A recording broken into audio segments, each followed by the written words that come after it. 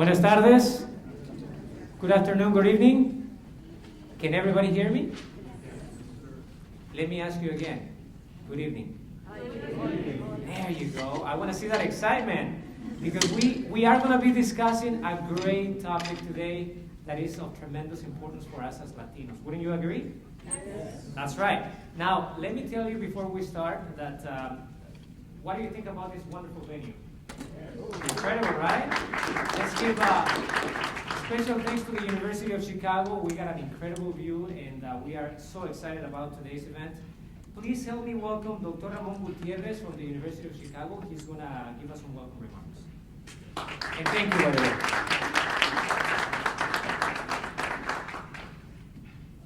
Good afternoon and welcome. I'd like to welcome you on behalf of the University of Chicago's CAT Center for Mexican Studies and the Center for the Study of Race, Politics, and Culture, both of which centers are deeply interested in the situation of Mexicans and Latinos in the United States. And I'm absolutely delighted to be here at this National Museum of the American Latino event, primarily because about 10 years ago I was in California and it was a big issue and we were all very excited about its possibility. I'm glad that it's marching forward. Some years ago, there was a Mexican woman who was at the U.S.-Mexican border in Tijuana waiting to cross over to the United States. She had waited for hours in the line.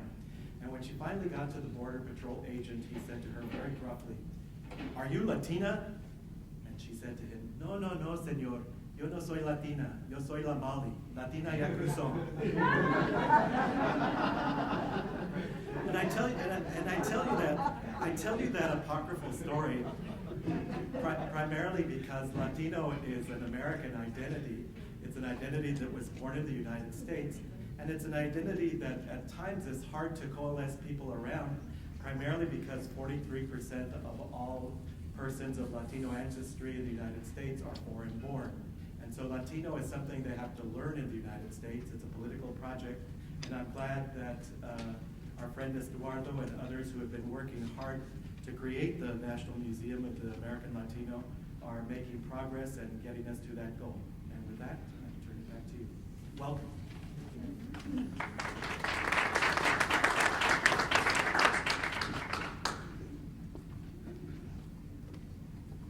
Buenas tardes. I want to thank you so much for joining us. I'm Eduardo Rodriguez. I am the Executive Director of the Friends of American Latino Museum. I'm out of Washington, D.C.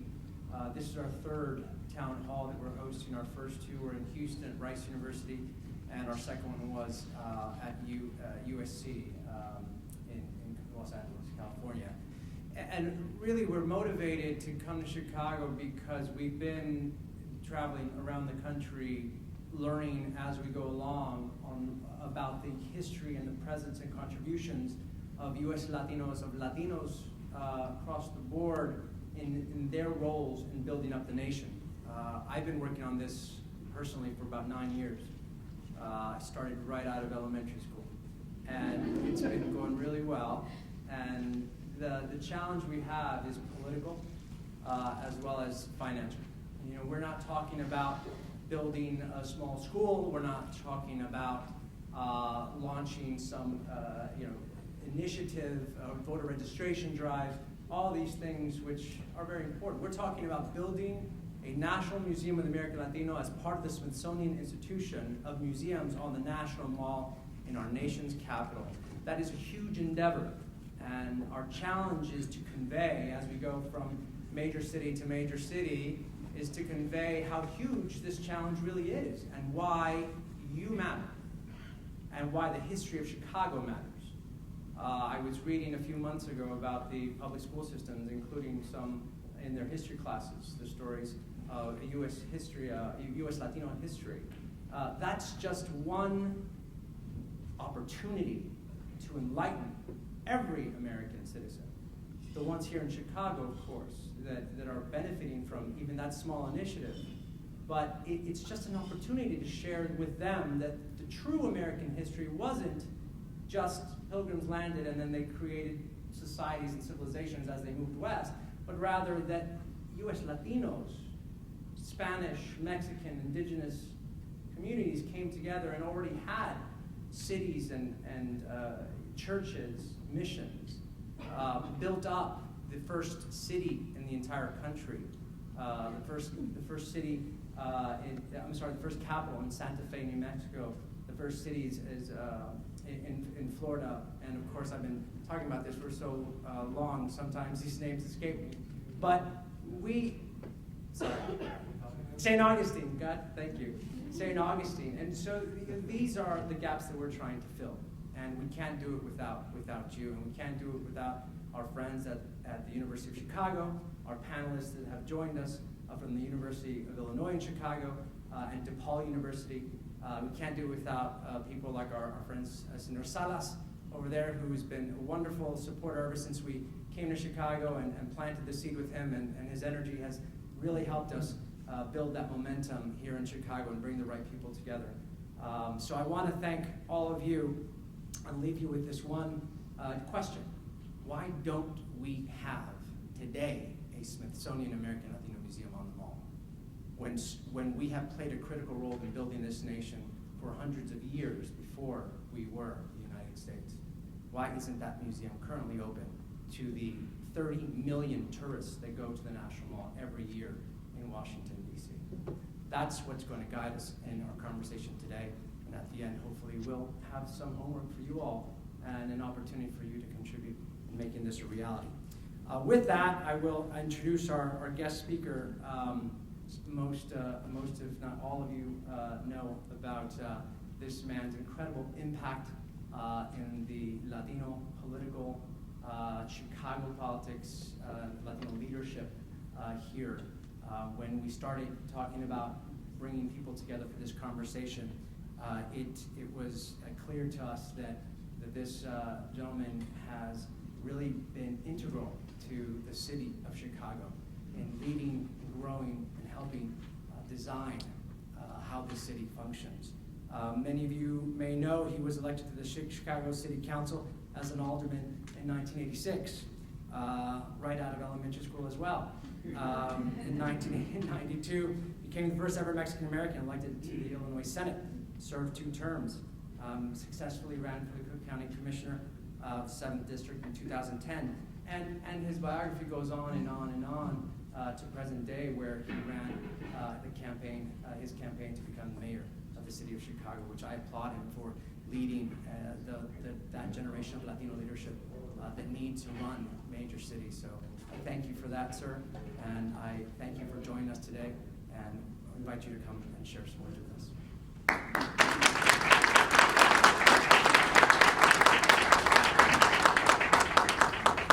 Good afternoon.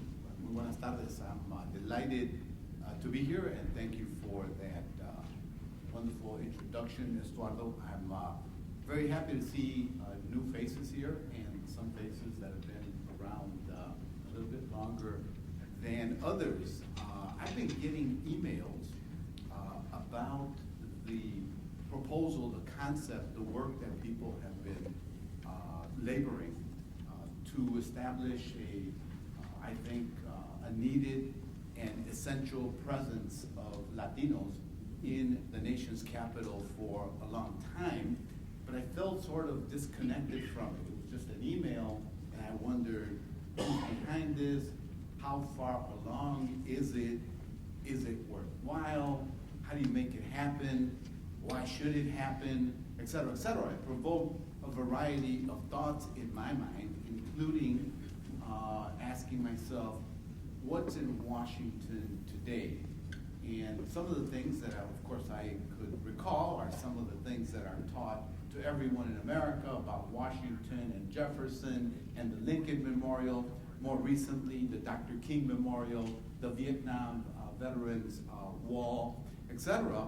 But I couldn't think other than a brief walk through the Smithsonian that there was a section, a wing, an area that represented, depicted Latino history in the U.S., which I thought, okay, that's about my only point of reference.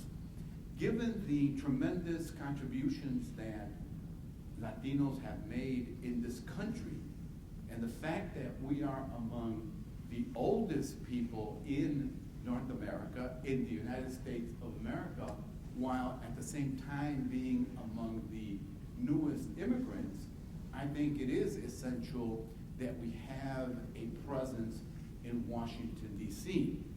I'm not an expert on museums.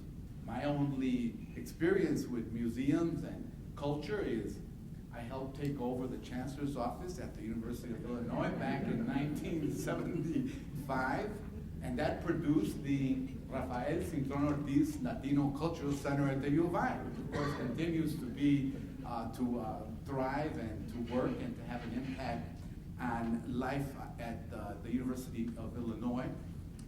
And then, of course, I had an opportunity to witness the development and the growth of the former Mexican Fine Arts Museum Center, I believe it was, and then it became the National Mexican Museum, which was a phenomenal thing to be a witness to, and of course to have the opportunity to enjoy, and then to see how it has changed people's lives, how it's transformed people, children, adolescents, mothers and fathers, and grandpas like myself, of course, through time. So as I thought about it, I thought it is essential that we have a presence. Exactly what form it will take, I will defer to the experts. I will have a few suggestions, of course, as we move forward, but I think it is essential that we have a presence there and that our essence, our history, our culture, our experience, our diversity, the great growth of the community be shared with the rest of the nation. I think its time has come, and we need to figure out how to do it and then exactly what it will be. Why DC? It's the nation's capital. It's the center of power to the world. In Washington should be reflected our essence and our diversity and our long history and the immense contributions that our people have made to the country. And Washington, D.C. is a critical place for us to be represented. So I welcome the conversation that begins here in Chicagoland with this visit. I'm really glad to see you guys here because I wondered, who are these people? And what are they doing? And what's the status report? And how do we fare today from where things were at 2 years ago, a year ago, and what is in the future? So I think it's a wonderful thing. It's also important because DC, once again, to underscore the importance of why our communities need to be represented there, is a place where embassies from all over the world exist. And given our unique role in American history, Latinos and immigrants who have come here from countries throughout Latin America and the Caribbean should have a presence, and our contributions, of course, should be represented there and shared with everyone in this country. So Washington, D.C. possesses a tremendous repository of history, of culture, of everything that is American, and no one is as American as we have been forever. So I welcome the conversation today. I know we'll have some insightful suggestions and creative ideas. I won't be able to stay very long. I'm still on the run, trying to decompress, and I have a lot of explaining to do that people want to hear about, so I will stick around for a few minutes, but again, thank you for the privilege of sitting in and kicking this off in Chicago. Thank you so much.